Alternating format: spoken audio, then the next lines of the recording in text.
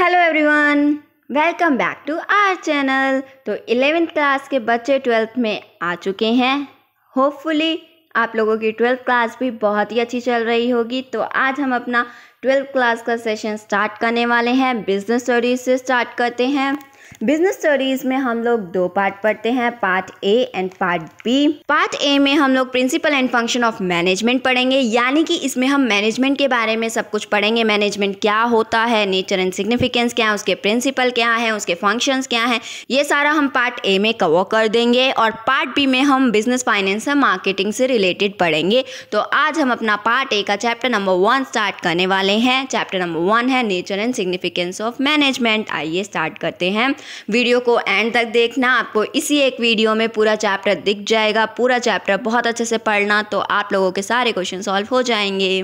और रटिफिकेशन नहीं करनी है, कंटेंट को अपना क्लियर रखना। तो पहला चैप्टर जो हमारा है वो क्या है, nature and significance of management. इसमें हम पढ़ेंगे मैनेजमेंट क्या होता है, उसके क्या नेचर है, क्या सिग्निफिकेंस है। तो आइए अपना चैप्टर स्टार्ट करते हैं। Let's get started. पहले बात कर लेते हैं मीनिंग ऑफ मैनेजमेंट। मैनेजमेंट क्या होता है। मैनेजमेंट आपको हर जगह दिखाई देगा। आपके घर में भी मैनेजमेंट है, शादी करनी है, शादी में भी मैनेजमेंट है। अगर कोई शादी प्रिपेयर करनी है, शादी मैनेज करनी है, उसमें भी मैनेजमेंट है। कोई डिनर प्रिपेयर करना है, उसमें भी मैनेजमेंट है। हॉस्पिटल में भी मैनेजमेंट है, स्कूल में भी आप देखेंगे मैनेजमेंट होता है, ऑर्गेनाइजेशन में, कंपनी में, हर जगह हमारा क्या है, मैनेजमेंट है। अब मैनेजमेंट होता क्या है वो हम पढ़ेंगे। मैनेजमेंट का मतलब होता है काम को करना या किसी से कराना। किसके लिए, गोल को अचीव करने के लिए, गोल को इफेक्टिवली एंड एफिशिएंटली अचीव करने के लिए, उसे हम मैनेजमेंट बोलते हैं। काम को करना, गेटिंग थिंग्स डन, काम को करना या किसी से कराना with the aim of achieving goals. किसके लिए, गोल्स को अचीव करने के लिए, गोल्स को इफेक्टिवली एंड एफिशिएंटली अचीव करने के लिए। अब आप मुझसे पूछेंगे कि ये इफेक्टिवली एंड एफिशिएंटली क्या है, तो मैं आपको बता दूं इफेक्टिवली एंड एफिशिएंटली क्या है हमारा। देख लेते हैं, पहले मीनिंग देख लेते हैं क्या बोल रहा है हमारा meaning. Management is the process of getting things done, यानी कि काम करवाना या करना with the aim of achieving goals, goals को अचीव करने के लिए इफेक्टिवली एंड एफिशिएंटली। अब बात कर लेते हैं इफेक्टिवली एंड एफिशिएंटली क्या होता है। इफेक्टिवनेस, इफेक्टिवली क्या होता है, आपका काम को टाइम पे करके दे देना, ये क्या है, इफेक्टिवनेस। आपका गोल था 95% लाना, 12th क्लास में आप लोग क्या कर गए, 95% मार्क्स लेकर आ गए 12th क्लास में टाइम पे। एक साल में आपने 12th क्लास कर ली, 95% मार्क्स ला करके दे दिए, ये क्या है, इफेक्टिवनेस है आपकी।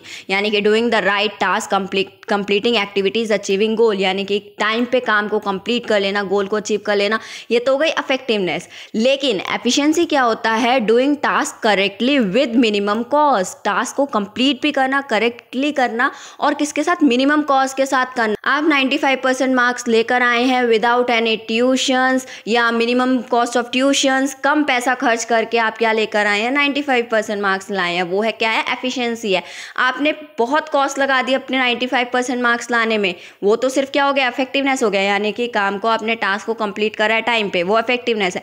लेकिन आपने क्या करा है, ज़्यादा कॉस्ट लगा दी, तो एफिशिएंसी नहीं मानी जाती। एफिशिएंसी क्या है, उस टास्क को आपने कंप्लीट भी करा है, किस में करा है कंप्लीट, मिनिमम कॉस्ट के साथ कंप्लीट करा है, उसे हम बोलते हैं एफिशिएंसी। तो इफेक्टिवनेस और एफिशिएंसी पे केस स्टडी बन जाती है। एक और केस स्टडी डिस्कस कर लेते हैं। मान लीजिए कि एक को टास्क दिया गया कंपनी में, एक प्रोडक्शन मैनेजर को टास्क दिया कि आप लोगों ने 1000 यूनिट की प्रोडक्शन करनी है 1 ईयर में, ठीक है। उन्होंने प्रोडक्शन तो कर ली, लेकिन पावर सप्लाई उनकी गई, उन्हें ओवर टाइम करना पड़ा, नाइट ड्यूटीज़ करनी पड़ी, ये सब करना पड़ा, कॉस्ट बढ़ा दी उन्होंने। कॉस्ट क्या कर दी उन्होंने, इफेक्टिवनेस तो दिखा दी, 1 ईयर में उन्होंने अपना टास्क तो अचीव कर लिया, गोल अचीव कर लिया, बट कॉस्ट क्या कर दी उन्होंने, बढ़ा दी। यानी कि जनरेटर लगवाए, पावर सप्लाई कट करने, जो पावर सप्लाई कट हुई उसे रिकवर करने के लिए उन्होंने जनरेटर का यूज़ करा, या उन्होंने ओवर टाइम यूज़ करा। तो ये क्या हो गई, ओवर टाइम के लिए लेबर को पे करा, वो क्या हो गई, कॉस्ट उनकी बढ़ गई, तो वो एफिशिएंसी नहीं रही उनमें। यानी कि जो हमें टास्क अचीव करना है वो इफेक्टिवनेस भी होना चाहिए और एफिशिएंसी भी होना चाहिए। यानी कि टाइम पे कंप्लीट तो होना ही होना चाहिए हमारा टास्क, और साथ में क्या है, विद मिनिमम कॉस्ट में भी होना चाहिए। यानी कि हमें गोल को अचीव करना है टाइम पे भी और मिनिमम कॉस्ट के साथ ही, उसे हम बोलेंगे एक अच्छी मैनेजमेंट। तो मैनेजमेंट आपका क्या हुआ, getting things done with the aim of achieving goals effectively and efficiently. अब बात कर लेते हैं कैरेक्टरिस्टिक्स। कैरेक्टरिस्टिक्स, फीचर्स मैनेजमेंट के, क्या क्या कैरेक्टरिस्टिक्स है, क्या क्या फीचर्स है मैनेजमेंट के। मैनेजमेंट क्या है हमारा, गोल ओरिएंटेड प्रोसेस है। बिल्कुल जी, गोल ओरिएंटेड प्रोसेस है। कोई भी चीज़ मैनेज करी जाती है, मैनेजमेंट जहाँ रखा जाता है किसके लिए, किसी ना किसी गोल को अचीव करने के लिए मैनेजमेंट की जाती है। ओके, एक कंपनी का, ऑर्गेनाइजेशन का, या घर में ही कोई ना कोई गोल होता है जिसे हमें अचीव करना होता है, उसके लिए हम क्या करते हैं, मैनेजमेंट करते हैं। अगर किसी ऑर्गेनाइजेशन का पर्पस है कि उसे क्या करनी है, सेल टर्नओवर बढ़ानी है, तो वो क्या करेगा, उस गोल को अचीव करेगा, वो उसके लिए मैनेजमेंट करके चलेगा। ओके, तो ये था गोल ओरिएंटेड प्रोसेस है। ग्रुप एक्टिविटी, बिल्कुल सही बात है कि ये single person, individual person achieve नहीं कर सकता किसी भी गोल को, उसे टीम की ज़रूरत पड़ती है। इंडिविजुअलिज्म इसमें नहीं हो सकता, टीम स्पिरिट की ज़रूरत होती है, कोऑर्डिनेशन की ज़रूरत होती है गोल को अचीव करने के लिए। तो मैनेजमेंट क्या है हमारी, ग्रुप एक्टिविटी है। इंटेंजिबल फोर्स, मैनेजमेंट क्या है हमारा, इंटेंजिबल फोर्स है, जिसे हम क्या कर सकते हैं, फील कर सकते हैं, देख नहीं सकते। जो मैं 95% मार्क्स 12th में 95% मार्क्स लाने के लिए जो काम मैं कर रही हूँ वो मैं फील कर सकती हूँ, मेहनत फील कर सकती हूँ। एंड रिजल्ट आपको दिखेगा, लेकिन जो आप वहाँ पर मेहनत कर रहे हैं वो आपको नहीं दिखेगी। वो क्या है, इंटेंजिबल है, वो आप फील कर सकते हैं, सीन नहीं कर सकते। तो मैनेजमेंट क्या है, इंटेंजिबल फोर्स है। और परवेसिव, मैनेजमेंट क्या है हमारी, परवेसिव है, यानी कि यूनिवर्सल है। परवेसिव का मतलब क्या होता है, यूनिवर्सल। यूनिवर्सल का क्या होता है, छोटे ऑर्गेनाइजेशन में, बड़ी ऑर्गेनाइजेशन में, प्रॉफिट ऑर्गेनाइजेशन में, नॉन प्रॉफिट ट्री में, मैन्युफैक्चरिंग में, गवर्नमेंट में, क्रिकेट टीम में, हॉस्पिटल में, स्कूल्स में, हर जगह रिक्वायरमेंट होती है मैनेजमेंट की। मैंने आपको स्टार्टिंग में ही बताया कि मैनेजमेंट हर जगह होता है, स्कूल में, हॉस्पिटल में, ऑर्गेनाइजेशन में, छोटी ऑर्गेनाइजेशन में, बड़ी ऑर्गेनाइजेशन में, नॉन प्रॉफिट ऑर्गेनाइजेशन में, हर जगह मैनेजमेंट होता है। ये होता है हमारा परवेसिव, यानी कि यूनिवर्सल, जो हर जगह यूज़ हो। ठीक है, और ये परवेसिव वर्ड आप बहुत जगह और पढ़ेंगे, तो इसका मीनिंग अच्छे से समझ लेना, यानी कि यूनिवर्सल यानी कि जो हर जगह यूज़ होता है। मैनेजमेंट आपका हर जगह परफॉर्म करी जाती है, हर टाइप की ऑर्गेनाइजेशन में आपकी मैनेजमेंट परफॉर्म करी जाती है। नेक्स्ट है आपका मल्टी डायमेंशनल। मैनेजमेंट के क्या है, 3 डायमेंशंस हैं। 3 डायमेंशंस के बारे में हम पढ़ेंगे, management of work, management of people, management of operation. इस पे केस स्टडी भी बन जाती है, तो इसे बहुत अच्छे से समझ लेना इस कंसेप्ट को। मैनेजमेंट ऑफ वर्क क्या होता है आपका, बताइए मैनेजमेंट ऑफ वर्क क्या है। यानी कि टास्क को किस तरीके से अचीव किया जाए, क्या किया जाए कि टास्क अचीव हो जाए, किस तरीके से गोल को अचीव करें, किस किस को ड्यूटी दें, कैसे प्लान करें, किस तरीके से बजट प्रिपेयर करें उसको अचीव करने के लिए, यानी कि काम को कैसे अचीव किया जाए, यानी कि काम को कैसे किया जाए, क्या काम किया जाए कि वो टास्क मेरा अचीव हो जाए, गोल अचीव हो जाए। तो वो सारा हमारा मैनेजमेंट ऑफ वर्क में जाता है। मैनेजमेंट ऑफ पीपल, अब वो उस काम को करने के लिए मुझे क्या चाहिए, ह्यूमन रिसोर्सेज की ज़रूरत पड़ेगी, पीपल की ज़रूरत पड़ेगी, तो वो हमारा मैनेजमेंट ऑफ पीपल में जाता है। कि क्या है, हमारे 2 डायमेंशन होते हैं, पीपल के भी 2 डायमेंशन होते हैं। क्या आप उस टास्क को एम्प्लॉयज़ एज अ इंडिविजुअल करें या फिर ग्रुप ऑफ पीपल के साथ करें, किस तरीके से करें। यानी कि अगर मैं बोलूँ कि मैनेजमेंट ऑफ वर्क क्या है, what is to be done, क्या किया जाए, और मैनेजमेंट ऑफ पीपल क्या है, by whom it is to be done, उस काम को कौन करेगा, कैसे किया जाए, किसके द्वारा करवाया जाए उस काम को, यानी कि ह्यूमन रिसोर्सेज सारा हमारा मैनेजमेंट ऑफ पीपल में आ जाता है। मैनेजमेंट ऑफ ऑपरेशन क्या है हमारा, इंटरलिंक्ड है दोनों के बीच में, मैनेजमेंट ऑफ वर्क और मैनेजमेंट ऑफ पीपल के बीच में क्या है, ये इंटरलिंक्ड है। यानी कि इसमें क्या होता है, जो हमारा ट्रांसफॉर्म होता है ऑपरेशन में, क्या होता है, जितने भी इनपुट होते हैं उसको हम क्या कर देते हैं, ट्रांसफॉर्म कर देते हैं आउटपुट में, डिजायर्ड आउटपुट में, टेक्नोलॉजी और मटेरियल वगैरह का यूज़ करके इनपुट को क्या करते हैं, कन्वर्ट करते हैं आउटपुट में। तो वो क्या है, हमारा मैनेजमेंट ऑफ ऑपरेशन है। और एक इनपुट को आउटपुट में कन्वर्ट करने के लिए आपको किसकी ज़रूरत पड़ेगी, वर्क की भी ज़रूरत पड़ेगी और पीपल की, यानी कि इंटरलिंक बैठाता है। मैनेजमेंट ऑफ ऑपरेशन क्या करता है, इंटरलिंक बैठाता है मैनेजमेंट ऑफ वर्क और मैनेजमेंट ऑफ पीपल के बीच में। उसके बाद नेक्स्ट है हमारा कंटिन्यूस प्रोसेस। बिल्कुल जी, हमारा क्या है, मैनेजमेंट कंटिन्यूस प्रोसेस है। कैसे कंटिन्यूस प्रोसेस, अब आपने 11th क्लास करी होगी तो आपने कोई टारगेट सेट किया होगा, तो क्या वो टारगेट वहीं तक रुक गया, क्या आपके 12th क्लास के लिए कोई गोल नहीं है, आगे कॉलेज में जाएंगे या करियर में जाएंगे अपने, तो क्या कोई गोल नहीं है। तो मैनेजमेंट के क्या होते हैं, गोल हम अचीव करते ही रहते हैं। तो मैनेजमेंट क्या है, कंटिन्यूस प्रोसेस है, ये कभी रुकता नहीं है। इसके 5 फंक्शंस होते हैं, वो हम आगे पढ़ेंगे, और वो 5 फंक्शंस क्या होते हैं, हमारे कंटिन्यू होते चले जाते हैं, एंड होने के बाद फिर से स्टार्ट हो जाते हैं। ये नेवर एंडिंग प्रोसेस है आपका, क्या है, ये कंटिन्यूस प्रोसेस है मैनेजमेंट। उसके बाद डायनेमिक फंक्शन है।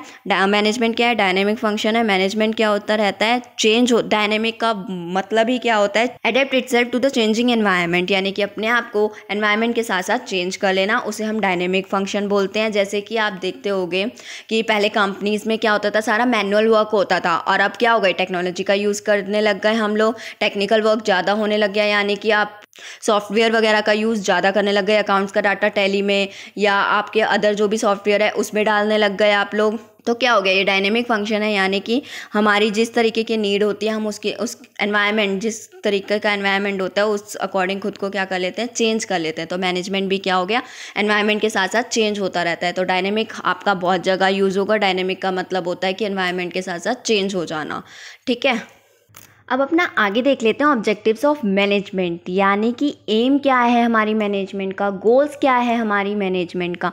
जब हम ऑब्जेक्टिव्स ऑफ मैनेजमेंट की बात करेंगे तो हम 3 पार्ट्स में देखेंगे इसका। ऑर्गेनाइजेशनल ऑब्जेक्टिव देखेंगे, सोशल ऑब्जेक्टिव देखेंगे और पर्सनल ऑब्जेक्टिव देखेंगे। जब हमने 11th क्लास में किसी भी ऑर्गेनाइजेशन का मेन मोटिव पढ़ा था तो पढ़ा था सिर्फ प्रॉफिट कमा लो, लेकिन हमें जब ऑर्गेनाइजेशन का मैनेजमेंट करते हुए चलना होता है तो हमें खाली सिर्फ और सिर्फ प्रॉफिट नहीं देखना होता, हमें तीनों गोल और तीनों ऑब्जेक्टिव्स देखने होते हैं हमारे मैनेजमेंट के।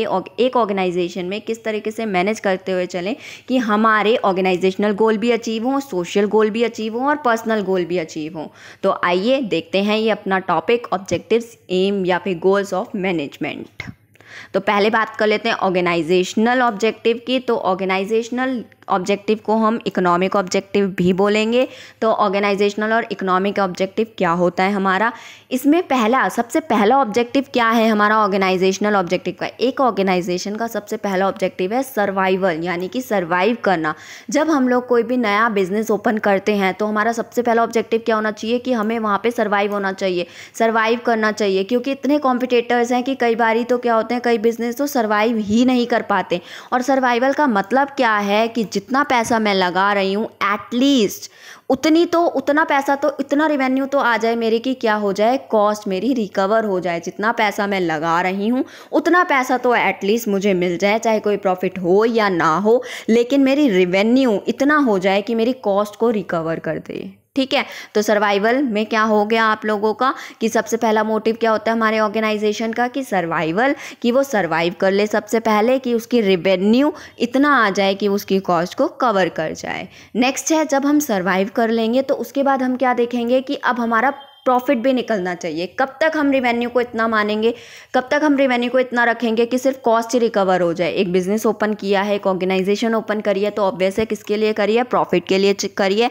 तो हमारा नेक्स्ट स्टेप क्या होता है कि जब हम सर्वाइव करने लग जाते हैं, वो बिजनेस सर्वाइव करने लग जाता है, तो नेक्स्ट क्या चाहते हैं हम लोग कि हमारा प्रॉफिट बनने लग जाए, जो कि क्या होगा हमारा एक ऑर्गेनाइजेशन के लिए इंसेंटिव होगा। अगर आगे कभी कोई रिस्क होगा तो उसमें हम क्या कर सकते हैं, रिकवर भी कर सकते हैं। अगर हम किसी रिस्क में आ जाते हैं तो उस प्रॉफिट का यूज़ करके हम उस रिस्क को भी रिजॉल्व कर सकते हैं। तो नेक्स्ट क्या है हमारा सर्वाइवल के बाद कि हमारा प्रॉफिट होना भी बहुत ज़रूरी है। नेक्स्ट है हमारा, जब हमारा प्रॉफिट होना स्टार्ट हो जाएगा, प्रॉफिट अच्छा हो जाएगा, तो उसके बाद क्या करना चाहेंगे, हम ग्रोथ करना चाहेंगे, अपने बिजनेस को क्या करना चाहेंगे, ग्रो करना चाहेंगे। ये हर बिजनेस के लिए बहुत ज़रूरी है कि वो लॉन्ग रन तक वो बिज़नेस क्या करे, लॉन्ग रन तक चले। तो उसके लिए उसको क्या करना पड़ेगा, ग्रोथ करनी पड़ेगी। तो ग्रोथ के लिए उसे क्या करना पड़ेगा, अपनी सेल्स टर्नओवर को बढ़ाना पड़ेगा और अपने प्रोडक्ट को बढ़ाना पड़ेगा, नंबर ऑफ़ प्रोडक्ट को इंक्रीज़ करने पड़ेंगे, नंबर ऑफ़ एम्प्लॉयज़ बढ़ाने पड़ेंगे, कैपिटल इन्वेस्टमेंट, बहुत सारी चीज़ें क्या हैं उसे इंक्रीज़ करनी पड़ेगी ग्रोथ के लिए। अगर वो ग्रोथ करना चाहता है तो उसे क्या करनी पड़ेगी, बहुत सारी चीज़ों को इंक्रीज़ करना पड़ेगा, एम्प्लॉयज़ इंक्रीज़ करने पड़ेंगे, नंबर ऑफ़ प्रोडक्ट इंक्रीज़ करना पड़ेंगे और हमारे सेल्स टर्नओवर इंक्रीज़ करनी पड़ेगी, कैपिटल इन्वेस्टमेंट इंक्रीज़ करना पड़ेगा। ठीक है, तो सबसे पहले एक ऑर्गेनाइजेशनल ऑब्जेक्टिव देखें तो सबसे पहले उसका मोटिव क्या होता है, उसका ऑब्जेक्टिव क्या होता है, सर्वाइव करना मार्केट में, ऑर्गेनाइजेशन का सर्वाइव करना। नेक्स्ट होता है उसका, जब वो सर्वाइव कर लेता है तो उसे प्रॉफिट मेंटेन करके चलना है, प्रॉफिट बनाना है अपना, और जब वो प्रॉफिट बना लेता है तो उसे क्या करना है, ग्रो करना है और लॉन्ग रन तक कि वो मार्केट में बैठा रहे, लॉन्ग रन तक वो वहाँ पर टिका रहे। उसके लिए उसे क्या करना पड़ेगा, बहुत सारी चीज़ों को इंक्रीज़ करना पड़ेगा, सेल्स टर्नओवर बढ़ानी पड़ेगी, नंबर ऑफ़ प्रोडक्ट बढ़ाने पड़ेंगे, नंबर ऑफ़ एम्प्लॉयज़ बढ़ाने पड़ेंगे, कैपिटल इन्वेस्टमेंट भी बढ़ानी पड़ेगी। बहुत सारी चीज़ें हैं जो उसे क्या करनी पड़ेगी, बढ़ानी पड़ेगी ग्रो करने के लिए। अब पढ़ लेते हैं सोशल ऑब्जेक्टिव्स के बारे में। क्या होते हैं सोशल ऑब्जेक्टिव्स, मैनेजमेंट के कुछ ऑब्जेक्टिव सोसाइटी के लिए भी होते हैं, उसे हम बोलते हैं सोशल ऑब्जेक्टिव। ऑर्गेनाइजेशन बहुत सारे रिसोर्सेज सोसाइटी के यूज़ करती है, जिसके लिए ऑर्गेनाइजेशन के भी कुछ ऑब्जेक्टिव है कि वो अपनी सोसाइटी के लिए भी कुछ ना कुछ करे। तो वो क्या करती है सोसाइटी के लिए, वो देख लेते हैं। पहला है हमारा using environment friendly method of production, यानी कि प्रोडक्शन करने का जो वो मेथड यूज़ कर रही है वो क्या होना चाहिए, एनवायरनमेंट फ्रेंडली होना चाहिए, कि जिससे पॉल्यूशन ना हो, गंदगी ना फैले हमारे एनवायरनमेंट में। ठीक है, तो ये वाला पॉइंट है हमारा सोशल ऑब्जेक्टिव का। नेक्स्ट है हमारा providing good quality product and services at a reasonable price. हमारी सोसाइटी को गुड क्वालिटी के प्रोडक्ट प्रोवाइड करें, गुड क्वालिटी की सर्विस प्रोवाइड करें, और किस पे, रीजनेबल प्राइस पे। ये ऑब्जेक्टिव है हमारा ऑर्गेनाइजेशन का सोसाइटी के लिए। और ऑर्गेनाइजेशन के पास बहुत ज़्यादा एम्प्लॉयमेंट होती है, वो क्योंकि प्रोडक्शन करते हैं और बहुत से काम करते हैं, बिजनेस चलता है, तो उसके पास क्या होती है, बहुत सारी एम्प्लॉयमेंट होती है। तो उस एम्प्लॉयमेंट को फुलफिल करें हमारी सोसाइटी के लिए। तो हमारी सोसाइटी को वो क्या करे, क्रिएट करे, हमारी सोसाइटी के लिए वो क्या करे, क्रिएट करे एम्प्लॉयमेंट अपॉर्चुनिटी, यानी कि हमारी सोसाइटी को क्या दे, एम्प्लॉयमेंट दे। ठीक है, तो ये थे हमारे सोशल ऑब्जेक्टिव्स। अब बात कर लेते हैं पर्सनल ऑब्जेक्टिव्स क्या होते हैं। पर्सनल ऑब्जेक्टिव्स हमारे ऑर्गेनाइजेशन के वो ऑब्जेक्टिव होते हैं जो वो एक एम्प्लॉय की नीड को फुलफ़िल करने के लिए होते हैं। कि जो ऑब्जेक्टिव हमारे ऑर्गेनाइजेशन का ऑब्जेक्टिव है कि वो एम्प्लॉयज़ की नीड को भी फुलफ़िल करें, तभी एम्प्लॉयज़ उन्हें अच्छे से अच्छा काम करके देंगे। तो एम्प्लॉयज़ के लिए एक ऑर्गेनाइजेशन के क्या क्या ऑब्जेक्टिव हैं वो देख लेते हैं। कि एक तो वो एडुकेट सैलरी दे, यानी कि उनकी जेब भरी रखे, तभी वो अच्छे से अच्छा काम करेंगे। और उन्हें बेटर वर्किंग कंडीशन और एनवायरनमेंट दे, उन्हें जो एनवायरनमेंट दे या कंडीशन दे काम करने की वो बहुत अच्छी दे, तभी वो उनका काम में मन लगा रहेगा और वो काम अच्छा करेंगे एम्प्लॉयज़ लोग। और उनकी खुद की पर्सनल ग्रोथ और उनकी खुद की डेवलपमेंट का भी ध्यान रखें कि जो काम वो करवा रहे हैं उसमें एम्प्लॉय की ग्रोथ हो, डेवलपमेंट हो, उनकी ट्रेनिंग का पूरा इंतजाम होना चाहिए। तो ये थे उसके पर्सनल ऑब्जेक्टिव, ये थे हमारे ऑर्गेनाइजेशन के ऑब्जेक्टिव एम्प्लॉयज़ के लिए। अब बात कर लेते हैं इम्पॉर्टेंस ऑफ मैनेजमेंट। हमारी मैनेजमेंट हर ऑर्गेनाइजेशन में क्यों ज़रूरी है, क्यों मैनेजमेंट का होना ज़रूरी है, वो अब हम पढ़ेंगे। कि अगर मैनेजमेंट नहीं होती तो उसका रिजल्ट क्या निकलता है, उसका रिजल्ट क्या निकलता है, wastage of time, money and efforts. Time waste होता है, मनी, एफर्ट्स वगैरह हमारे वेस्ट होते चले जाते हैं, मनी वेस्ट होती है, एफर्ट्स वेस्ट होते हैं। अगर ढंग से मैनेजमेंट नहीं होती, ढंग से प्लानिंग नहीं करी जाती काम को करने से पहले, तो क्या होगा, टाइम वेस्ट होगा, मनी एफर्ट्स वगैरह वेस्ट होंगे। तो यही इंपॉर्टेंस अब हम पढ़ेंगे मैनेजमेंट की क्या है हमारे ऑर्गेनाइजेशन में। पहला है it helps in achieving group गोल। कोई भी ऑर्गेनाइजेशन है इंडिविजुअल में काम नहीं करती है, उसमें बहुत सारे लोग होते हैं, बहुत सारे एम्प्लॉयज़ होते हैं जो साथ में मिलकर के काम करते हैं, एक दूसरे से कोऑर्डिनेट करते हैं। तो वो क्या किसके लिए काम करते हैं, ग्रुप गोल को अचीव करने के लिए। किसके लिए काम करते हैं, ग्रुप गोल को अचीव करने के लिए काम करते हैं। और मैनेजमेंट के बिना, एक दूसरे से कोऑर्डिनेट करे बिना वो ग्रुप गोल को अचीव नहीं कर सकते। और जब तक एक अच्छी मैनेजमेंट नहीं होगी तब तक हमारा ग्रुप गोल अचीव नहीं हो पाएगा। तो सबसे पहला इंपॉर्टेंस हमारी क्या है हमारे मैनेजमेंट के लिए, कि मैनेजमेंट किस में हेल्प करती है, ग्रुप गोल को इफेक्टिवली एंड एफिशिएंटली अचीव करने में हमारी हेल्प करती है, एक ऑर्गेनाइजेशन की हेल्प करती है। नेक्स्ट है इंक्रीजेज एफिशिएंसी।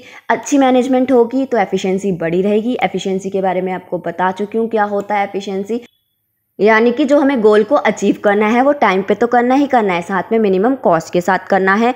तो मैनेजमेंट, अगर जितनी अच्छी मैनेजमेंट होगी उतनी अच्छी हमारी एफिशिएंसी होगी, यानी कि गोल अचीव तो होंगे, साथ में क्या होंगे, मिनिमम कॉस्ट के साथ अचीव होंगे, जिसमें क्या होगी, हमारी किसी भी तरीके की वेस्टेज नहीं होगी, डुप्लीकेशन ऑफ वर्क नहीं होगा, टाइम का वेस्टेज नहीं होगी, मनी का वेस्टेज नहीं होगा, एफर्ट्स की वेस्टेज नहीं होगी।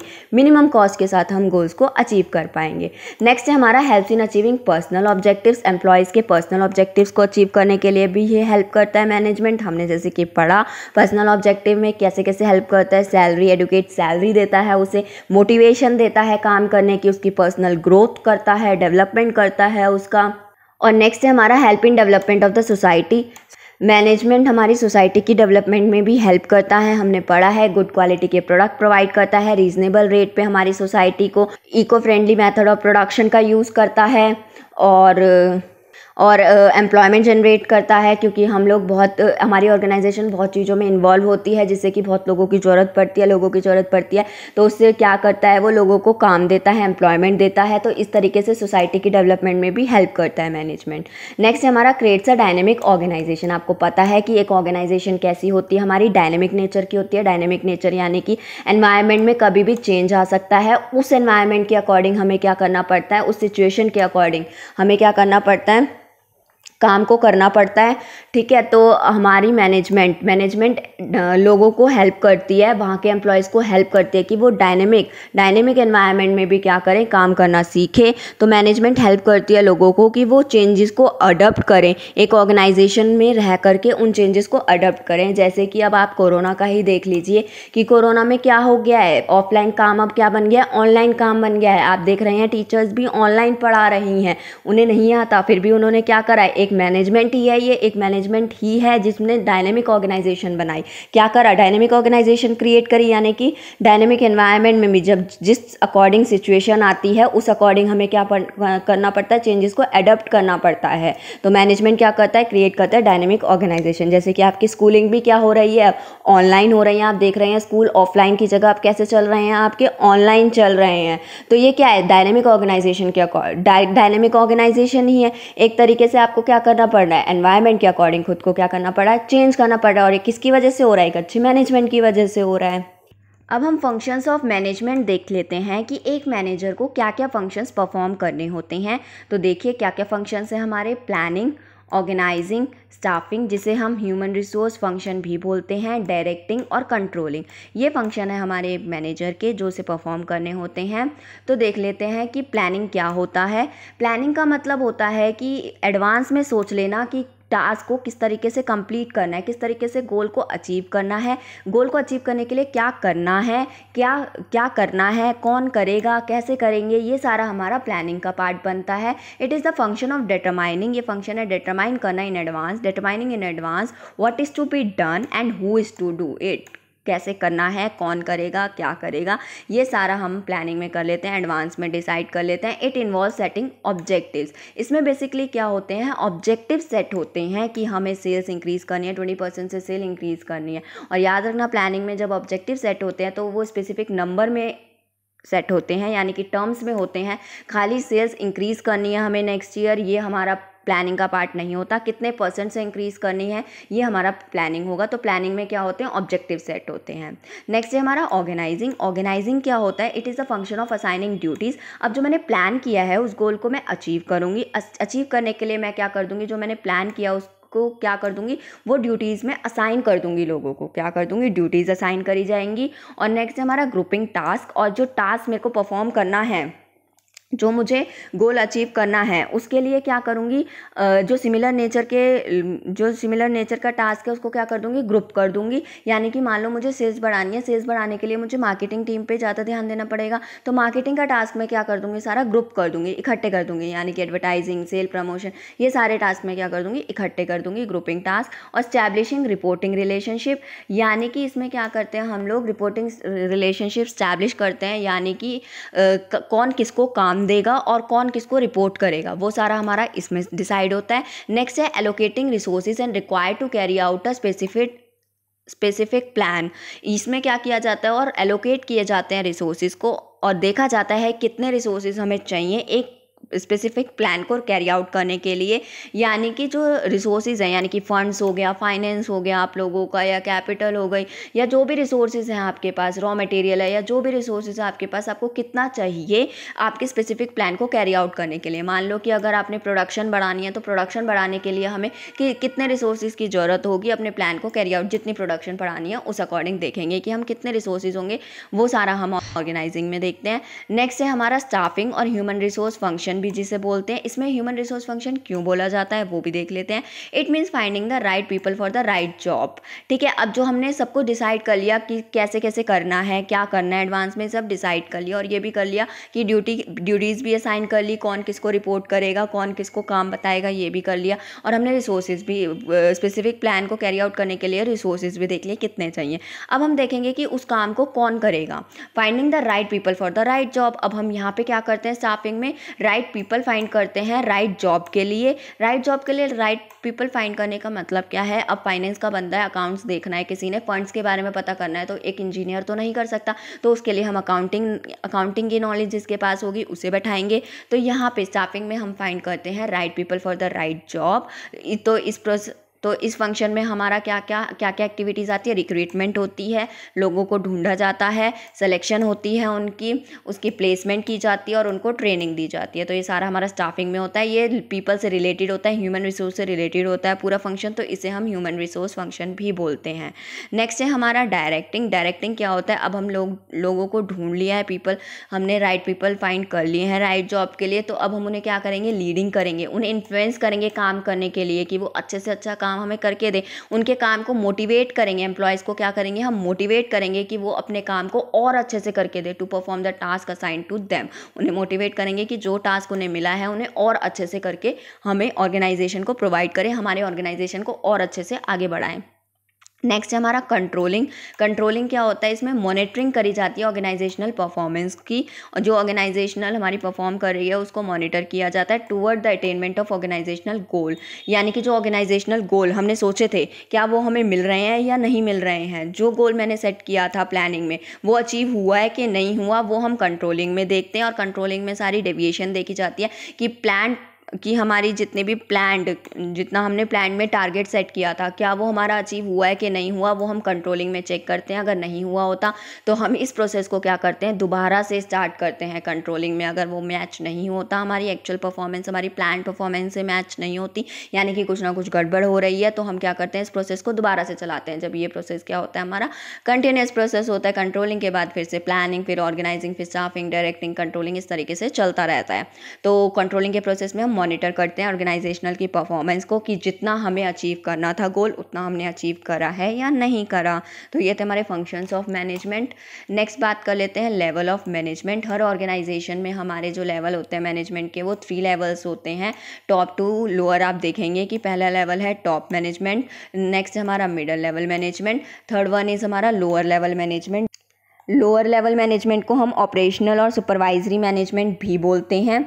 ठीक है, तो ये 3 मैनेजमेंट हमें पढ़ने हैं, 3 लेवल ऑफ मैनेजमेंट हमें पढ़ने हैं। टॉप लेवल मैनेजमेंट से आप नाम से ही जान रहे हैं, सारे वो बंदे जो ऑफिसर्स होते हैं, जो टॉप लेवल पे होते हैं, वो सारे हमारे टॉप लेवल मैनेजमेंट में आएंगे। मिडिल लेवल मैनेजमेंट में हमारे सारे डिपार्टमेंट से रिलेटेड आएंगे, और लोअर लेवल मैनेजमेंट में हमारे जो भी सुपरवाइजर हो गए या फोरमैन हो गए वो आएंगे। तो देख लेते हैं क्या होता है। इस पर जो केस स्टडी आती है वो इस तरीके से आती है कि आइडेंटिफिकेशन करनी है। आपको एक बंदा दे दिया जाएगा और बता दिया जाएगा वो ये काम कर रहा है, तो आपको आइडेंटिफाई करना पड़ेगा कि ये कौन से लेवल से रिलेट कर रहा है, वो कौन से लेवल से रिलेट कर रहा है, पहले ये आइडेंटिफाई करना होगा। फिर उसके फंक्शन पूछे जाएंगे आपसे, उस लेवल के फंक्शंस आपको बताने होंगे।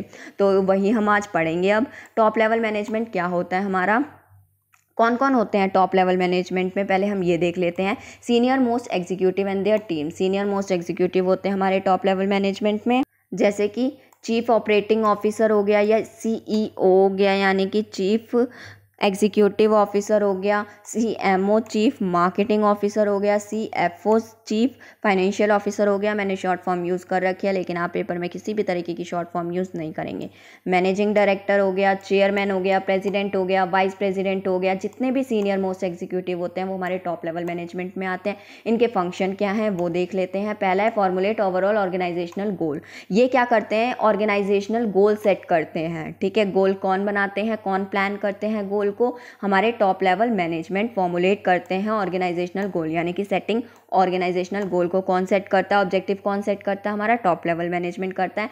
Welfare and survivor of the organisation, ये टॉप लेवल मैनेजमेंट है, टॉप है तो क्या करता है, ये वेलफेयर और सर्वाइवल देखता है हमारे ऑर्गेनाइजेशन का, कि किस तरीके से हमारे ऑर्गेनाइजेशन का वेलफेयर हो सकता है और सर्वाइवल हो सकता है। और जितनी भी प्लानिंग और पॉलिसीज़ होती है वो टॉप लेवल मैनेजमेंट ही बनाता है। फ्रेमिंग पॉलिसीज़, जितनी भी हमारी पॉलिसीज़ या प्लान्स बनते हैं वो सारे टॉप लेवल मैनेजमेंट बनाता है। और responsible for all activities and its impact on the society, जितनी भी एक्टिविटीज़ हमारे ऑर्गेनाइजेशन में परफॉर्म करी जाती है उसके लिए हमारा टॉप लेवल मैनेजमेंट ही रिस्पॉन्सिबल होता है। और इसका जो भी इम्पैक्ट पड़ता है हमारी सोसाइटी पे वो भी, उसके लिए भी कौन रिस्पॉन्सिबल होता है, टॉप लेवल मैनेजमेंट रिस्पॉन्सिबल होता है।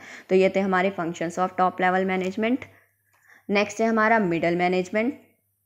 जब हम मिडिल लेवल मैनेजमेंट की बात करेंगे तो मिडिल लेवल मैनेजमेंट में कौन कौन आता है, आपका डिविजनल डिपार्टमेंट हेड्स आते हैं। हमारे जो मिडिल मैनेजमेंट में कौन कौन आता है, डिविजनल डिपार्टमेंट हेड्स आते हैं, जैसे कि HR मैनेजर हो गया, प्रोडक्शन मैनेजर हो गया, मार्केटिंग मैनेजर हो गया, फाइनेंस मैनेजर हो गया, ऑपरेशन मैनेजर हो गया, प्लांट मैनेजर हो गया, रीजनल मैनेजर हो गया, डिविजनल मैनेजर हो गया। ये सारे हमारे मिडिल मैनेजमेंट में आते हैं।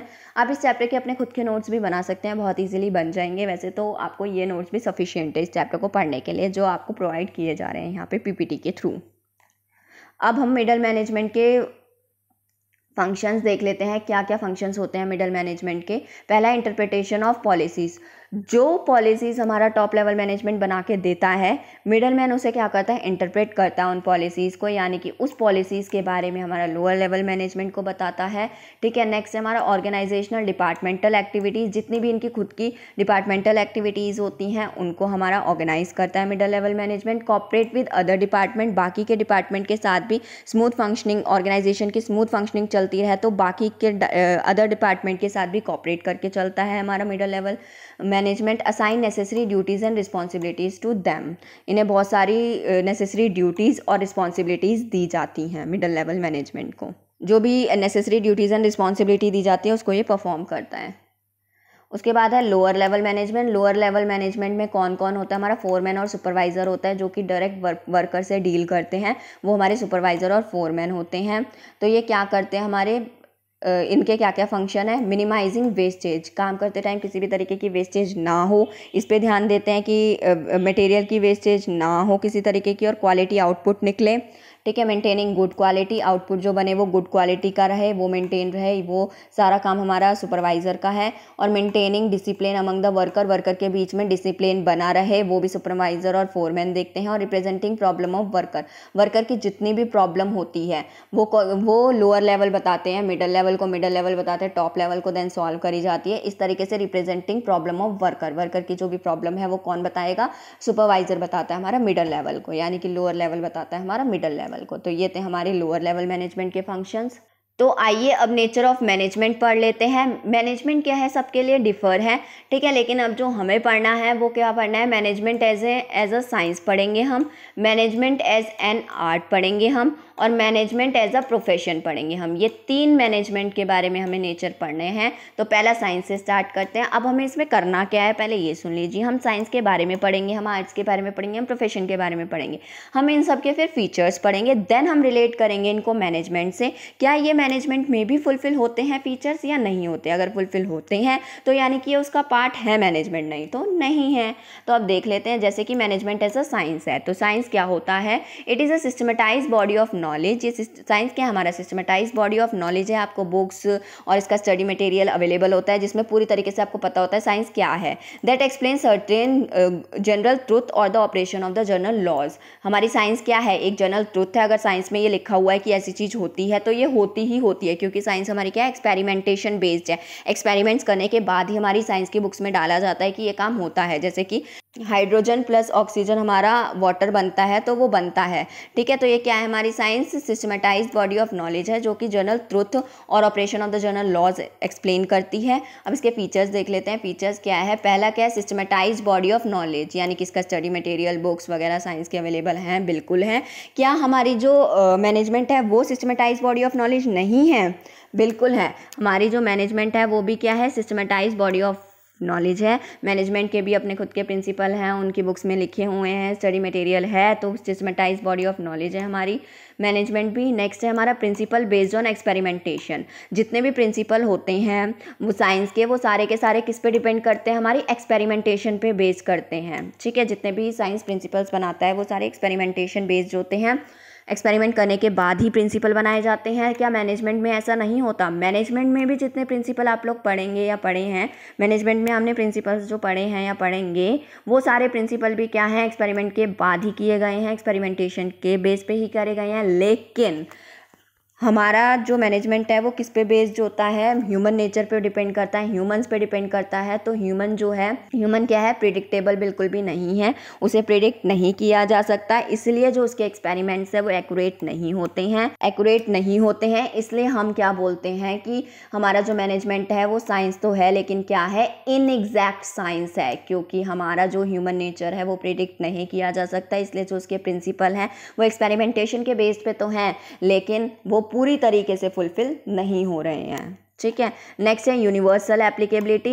यूनिवर्सल एप्लीकेबिलिटी का मतलब होता है कि जो साइंस यहाँ पे यूज़ हो रही है वही साइंस आपकी यूएसए में, कनाडा में या बाहर कहीं पर भी, हर जगह एक ही साइंस यूज़ हो रही है। बिल्कुल सही बात है, हाइड्रोजन प्लस ऑक्सीजन हमारा H2O होता ही होता है हर जगह, यहाँ पर भी, बाहर भी, कहीं पर भी देख लेंगे। क्या मैनेजमेंट में ये हमारा फीचर एप्लीकेबल हो रहा है? क्या मैनेजमेंट में ये फीचर लग रहा है? क्या जब मैनेजमेंट है वो भी हर जगह सेम होती है? नहीं, मैनेजमेंट क्या होती है, सिचुएशन के अकॉर्डिंग, एनवायरनमेंट के अकॉर्डिंग, ऑर्गेनाइजेशन के अकॉर्डिंग क्या होती चल जाती है, बदलती चली जाती है। तो आपने क्या देखा कि जो सिस्टमेटाइज बॉडी ऑफ नॉलेज है, ये वाला फीचर तो हमारे मैनेजमेंट में दिख रहा है, और एक्सपेरिमेंटेशन का एग्जैक्ट नहीं है, थोड़ा थोड़ा फीचर हमें ये वाला भी दिख रहा है, लेकिन यूनिवर्सल एप्लीकेबिलिटी तो बिल्कुल नहीं दिख रही है हमें मैनेजमेंट में। तो हमारा जो मैनेजमेंट है वो साइंस तो है, लेकिन क्या है, इनएग्जैक्ट साइंस है। क्या है, इनएग्जैक्ट साइंस है। It is neither as precise nor as comprehensive as the pure science like physics और केमिस्ट्री की तरह नहीं है, लेकिन ये क्या है, इनएग्जैक्ट साइंस है।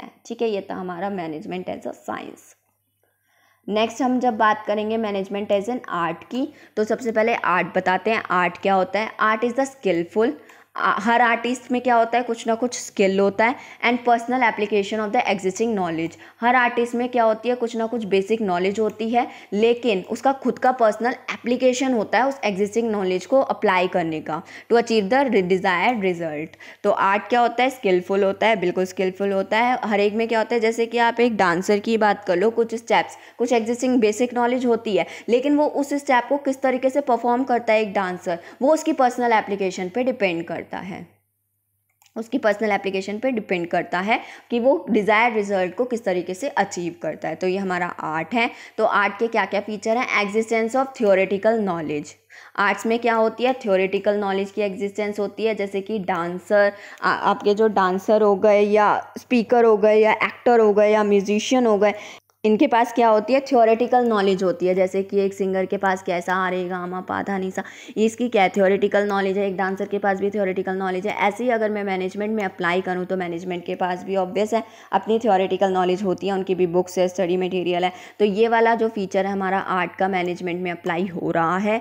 नेक्स्ट है हमारा पर्सनलाइज्ड एप्लीकेशन। हर आर्टिस्ट अपनी नॉलेज को अलग अलग तरीके से क्या करता है, अलग अलग तरीके से अप्लाई करता है, पर्सनलाइज्ड एप्लीकेशन करता है, अपने अकॉर्डिंग एप्लीकेशन करता है अपनी नॉलेज का हर आर्टिस्ट। तो अगर मैं मैनेजमेंट में भी देखूं तो हर मैनेजर अपने अकॉर्डिंग इंस्ट्रक्शन देता है, अपने अकॉर्डिंग मैनेज करता है काम को। तो ये क्या है, ये वाला फीचर भी हमारा क्या हो रहा है, मैनेजमेंट में अप्लाई हो रहा है। नेक्स्ट है बेस्ड ऑन कंटिन्यूस प्रैक्टिस। हमारा जो आर्ट है किसी भी तरीके का, अगर कोई डांसर है तो डांस किस तरीके से करेगा, वो बार बार कंटिन्यूस प्रैक्टिस करने के बाद वो और अच्छा होता चला जाएगा, और अच्छे से काम करेगा, और अच्छा बनता चला जाएगा, गुड डांसर बनता चला जाएगा। तो ऐसे ही मैनेजमेंट में भी देखो तो मैनेजमेंट में भी जब मैनेजर कंटिन्यूस प्रैक्टिस करेगा, मैनेजर मैनेजमेंट करता रहेगा, मैनेज करता रहेगा चीज़ों को अपने एक्सपीरियंस से, वो और ज़्यादा इफेक्टिव होता चला जाएगा। तो आपने देखा कि ये वाला फीचर भी हमारा क्या कर रहा है, हमारे मैनेजमेंट में अप्लाई कर रहा है। आर्ट का क्रिएटिविटी, वही है, कंटिन्यूस प्रैक्टिस से क्या आती चली जाती है, क्रिएटिविटी आती चली जाती है। ऐसे ही मैनेजमेंट में भी हमारा क्या होता चला जाता है, वो जो मैनेजर है वो और क्रिएटिव होता चला जाता है कंटिन्यूस प्रैक्टिस के थ्रू।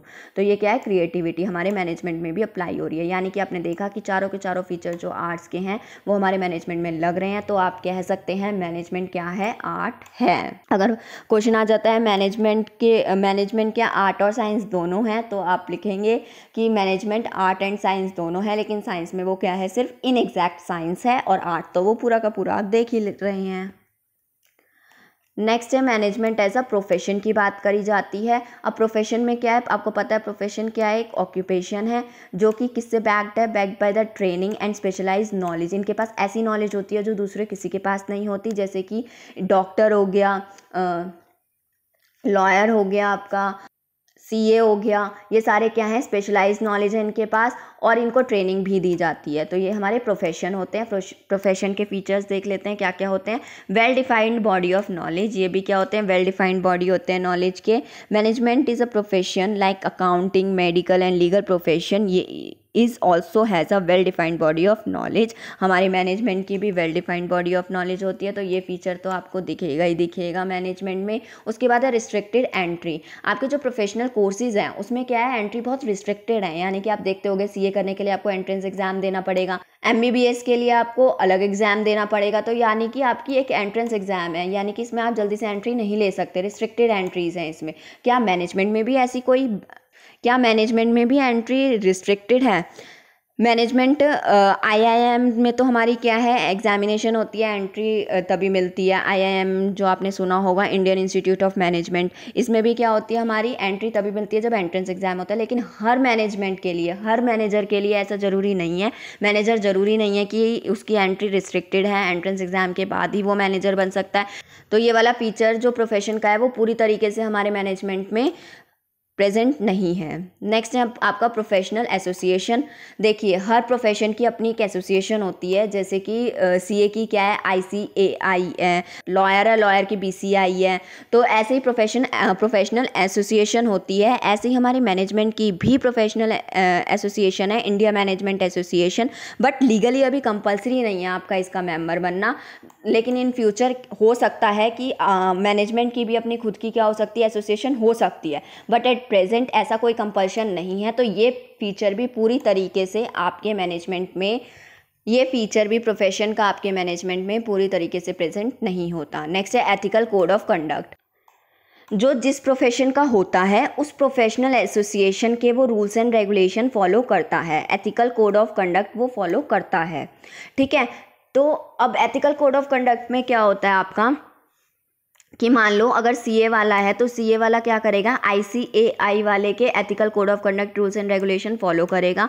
हाँ, मैनेजमेंट में भी अगर मैनेजर है तो अगर वो मेंबर है इंडिया मैनेजमेंट एसोसिएशन का, जो कि कंपलसरी नहीं है मेंबर होना, अगर वो मेंबर है तो वो इंडिया मैनेजमेंट एसोसिएशन के रूल्स एंड रेगुलेशन फॉलो करेगा। ठीक है, लेकिन अगर वो मेंबरशिप उसके पास नहीं है तो बिना मेंबरशिप के भी मैनेजर हो सकते हैं। तो हमारा ये वाला पॉइंट भी पूरी तरीके से हमारे मैनेजमेंट में क्या है, हमारे प्रोफेशन का मैनेजमेंट में प्रेजेंट नहीं है।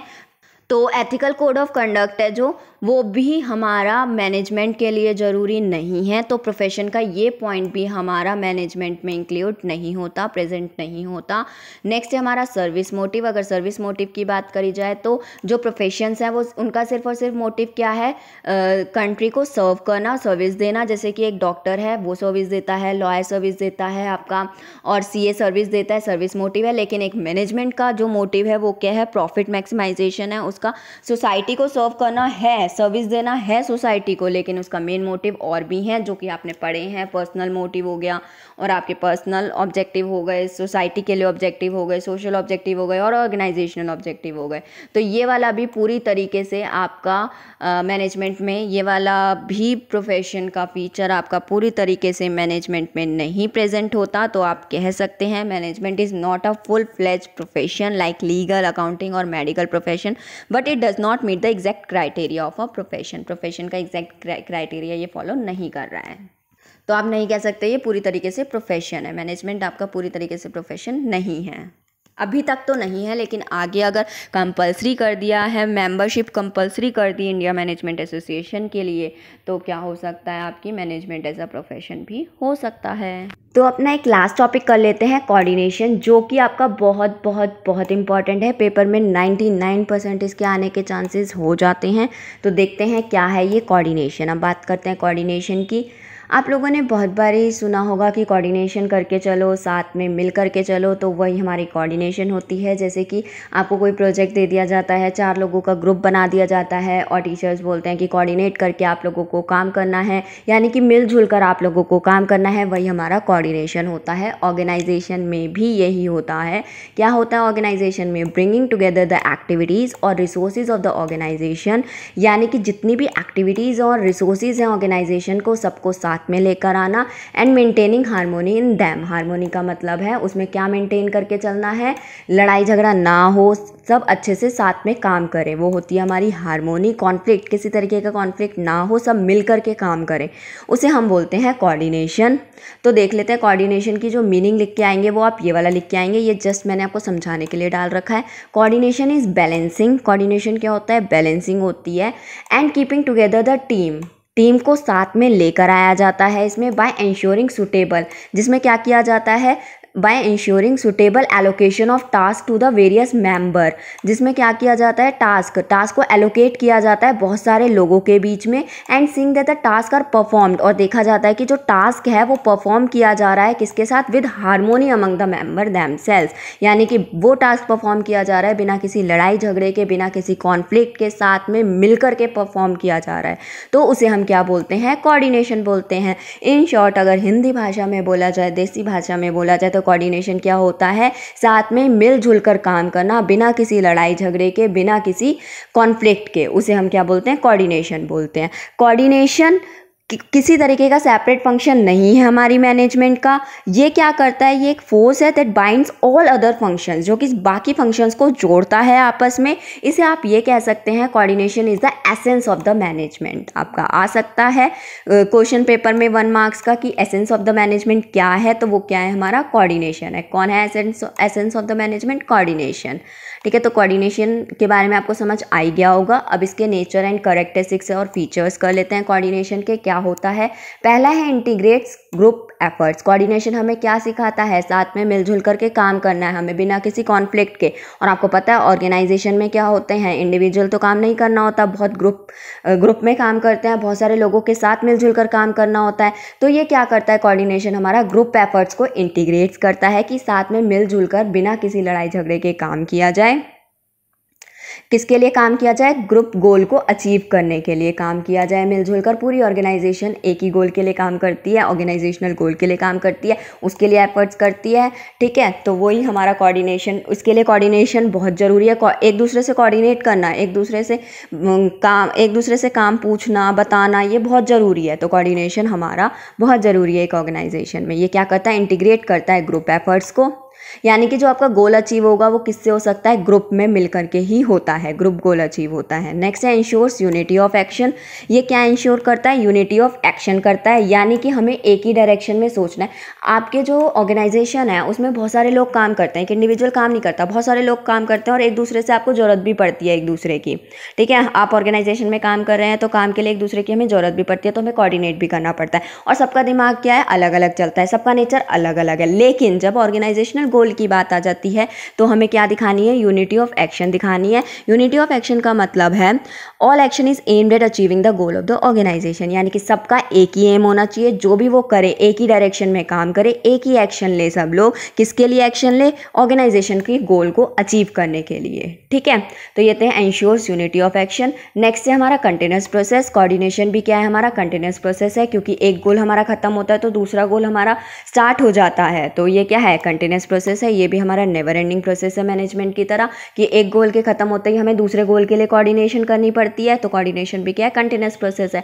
उसके बाद परवेसिव फंक्शन है, याद कर लीजिए मैंने आपको बताया था परवेसिव का मतलब क्या होता है, जो हर छोटी बड़ी प्रॉफिटेबल नॉन प्रॉफिटेबल ऑर्गेनाइजेशन में काम आता है। तो ऐसे ही कोऑर्डिनेशन भी आपका हर ऑर्गेनाइजेशन में हर लेवल में काम आता है, हर डिपार्टमेंट में काम आता है। तो ये भी क्या है, हमारा परवेसिव फंक्शन है। नेक्स्ट पॉइंट है हमारा responsibilities of all the managers. जो कोऑर्डिनेशन है वो रिस्पॉन्सिबिलिटी है हर एक मैनेजर की। टॉप लेवल मैनेजर को भी इसे परफॉर्म करना पड़ता है, मिडिल लेवल मैनेजर को भी इसे परफॉर्म करना पड़ता है और लोअर लेवल मैनेजर को भी इसे परफॉर्म करता है। टॉप लेवल मैनेजर को क्या करना पड़ता है, कोऑर्डिनेट करना पड़ता है अपने सबऑर्डिनेट से, कि जितनी भी पॉलिसीज़ है वो आराम से सही से ऑर्गेनाइजेशन में परफॉर्म करी जा रही है ना। और मिडिल लेवल मैनेजर क्या करता है, हमारा टॉप लेवल मैनेजर से कोऑर्डिनेट करके चलता है। और लोअर लेवल क्या करता है, हमारा वर्कर से कोऑर्डिनेट करके चलता है कि प्लान के अकॉर्डिंग सब कुछ चल रहा है कि नहीं चल रहा। तो यानी कि जो कोऑर्डिनेशन है वो रिस्पॉन्सिबिलिटी है हर एक मैनेजर की। नेक्स्ट है हमारा डेलिब्रेट फंक्शन। जो नेक्स्ट पॉइंट है वो है डेलिब्रेट फंक्शन। हमारा जो कोऑर्डिनेशन है वो डेलिब्रेट फंक्शन है। अगर हम कोऑर्डिनेशन को परफॉर्म करेंगे और सबसे अच्छे से बात करेंगे, बिना किसी लड़ाई झगड़े के काम होगा और कोऑर्डिनेशन के साथ काम होगा, तो एनवायरनमेंट में क्या रहेगा, आपका काम अच्छा होगा और एनवायरनमेंट क्या रहेगा, पॉजिटिव रहेगा। लेकिन अगर कहीं लड़ाई झगड़ा है, एक दूसरे से कोई बात नहीं कर रहा है, कोऑर्डिनेशन नहीं बना रहा है, तो क्या हो जाएगी, हमारा वहाँ का एनवायरनमेंट अच्छा नहीं रह जाएगा। तो ये क्या एक डेलिब्रेट फंक्शन है कि कोऑर्डिनेशन आपको बना के रखना चाहिए और अच्छे से परफॉर्म करना चाहिए। कोऑर्डिनेशन को एक दूसरे के साथ मिलजुल कर रहना चाहिए। किसी भी तरीके का लड़ाई झगड़ा हमारे ऑर्गेनाइजेशन में नहीं होना चाहिए। अगर कोऑर्डिनेशन परफॉर्म करते हैं तो वो क्या है, हमारा डेलिब्रेट फंक्शन है। नेक्स्ट हम बात करते हैं नीड एंड इम्पॉर्टेंस की। जब हम नीड एंड इम्पॉर्टेंस की बात करेंगे कोऑर्डिनेशन में, तो क्यों कोऑर्डिनेशन जरूरी है, क्या नीड है कोऑर्डिनेशन, क्या नीड है कोऑर्डिनेशन की, क्या इंपॉर्टेंस है कोऑर्डिनेशन की। अगर कोऑर्डिनेशन नहीं होगा तो क्या होगा, ठीक है, तो क्या होगा, लड़ाई झगड़े होंगे, कोई आपस में बोलचाल नहीं रखेगा, कोई ढंग से काम नहीं करेगा, कोऑर्डिनेशन नहीं होगा। तो क्या क्या नीड है, अब हम वो पढ़ लेते हैं। क्या नीड है, ग्रोथ इन साइज। जब तक हमारी कोऑर्डिनेशन कहाँ का ज़रूरत होती है, कोऑर्डिनेशन की कहाँ ज़रूरत होती है, कहाँ का नीड है, उसकी क्या क्या इंपॉर्टेंस है, वो अब हम पढ़ लेते हैं। ग्रोथ इन साइज, जब तक ऑर्गेनाइजेशन छोटी है, 2-4 बंदे हैं, तो उनके बीच में कोऑर्डिनेशन कम हो तो चल जाएगा। लेकिन जैसे जैसे ऑर्गेनाइजेशन बढ़ती चली जाती है, ग्रो करती चल जाती है, लोग ज़्यादा एम्प्लॉयड हो जाते हैं, पीपल एम्प्लॉयड बहुत सारे हैं, बढ़ते चले जा रहे हैं, तो क्या है, आपस में कोऑर्डिनेशन बढ़ा के रखनी पड़ेगी, नहीं तो हम गोल्स को अचीव नहीं कर पाएंगे। ग्रोथ इन साइज में हमारी कोऑर्डिनेशन की बहुत ज़रूरत है कि जब तक आपस में एक दूसरे से कॉन्टैक्ट नहीं रखेंगे, कोऑर्डिनेट करके नहीं चलेंगे, तब तक क्या होगा, हमारा ऑर्गेनाइजेशनल गोल अचीव नहीं होगा। नेक्स्ट है हमारा फंक्शनल डिफ्रेंसिएशन। एक ऑर्गेनाइजेशन में बहुत सारे सेपरेट डिपार्टमेंट होते हैं, जैसे कि production department, finance department, marketing department, human resource department. हर डिपार्टमेंट का खुद का ऑब्जेक्टिव, पॉलिसी और स्ट्रेटेजी होती है, ठीक है, जिसकी वजह से क्या अराइज होता है, उनके बीच में कॉन्फ्लिक्ट अराइज होता है। अगर अच्छा कोऑर्डिनेशन नहीं होगा, वो एक ही डायरेक्शन में नहीं सोचेंगे, यूनिटी ऑफ एक्शन नहीं होगी, तो क्या हो जाएगा, हमारा कॉन्फ्लिक्ट अराइज होगा ही होगा। अगर मान लो कि जैसे कि अब क्या है, मार्केटिंग है, मार्केटिंग डिपार्टमेंट क्या सोच रहा है, उनका ऑब्जेक्टिव है कि उन्हें सेल्स को बढ़ाना है 10% से, डिस्काउंट ऑफर करेंगे, लेकिन फाइनेंस टीम वाले उसे डिस्काउंट ऑफर नहीं करने दे रहे, तो इसमें क्या हो जाएगा, कॉन्फ्लिक्ट स्टार्ट हो जाएगा। इसी कॉन्फ्लिक्ट को मिटाने के लिए क्या होना चाहिए, इसी कॉन्फ्लिक्ट को अवॉइड करने के लिए क्या होना चाहिए, सारे डिपार्टमेंट के बीच में क्या होना चाहिए, कोऑर्डिनेशन होना चाहिए, ठीक है।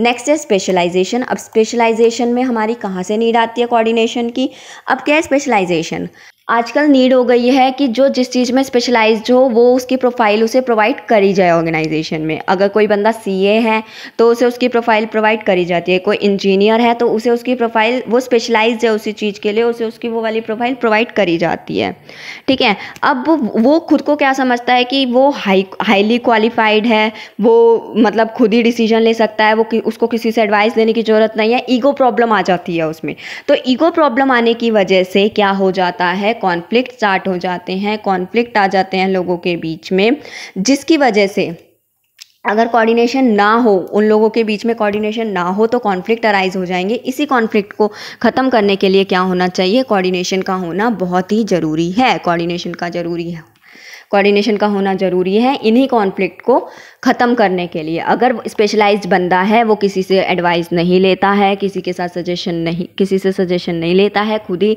डिसाइड कर लेता है, तो क्या आ जाते हैं ऑर्गेनाइजेशन में, कॉन्फ्लिक्ट आ जाते हैं। और अगर वो कोऑर्डिनेट कर लेता है उस चीज़ को, कोऑर्डिनेशन अच्छा होगा उनके बीच में, तो किसी तरीके का क्या होगा, कॉन्फ्लिक्ट नहीं आएगा। तो इन शॉर्ट कॉन्फ्लिक्ट को अवॉइड करने के लिए कोऑर्डिनेशन का होना एक ऑर्गेनाइजेशन में बहुत ज़रूरी है। तो ये तो बात हुई हमारी कोऑर्डिनेशन की। इसी के साथ आपका चैप्टर 1 आज समाप्त होता है। इसको अच्छे से पढ़ लेना और एनसीईआरटी के नोट्स भी आप पढ़ सकते हैं। वैसे तो ये एनसीईआरटी के ही नोट्स हैं जो मैंने आपके लिए बनाए हैं, तो आप इसको भी अच्छे से पढ़ सकते हैं। और किसी भी तरीके का डाउट आता है तो आप कमेंट बॉक्स में मुझसे ले सकते हैं। Thank you so much.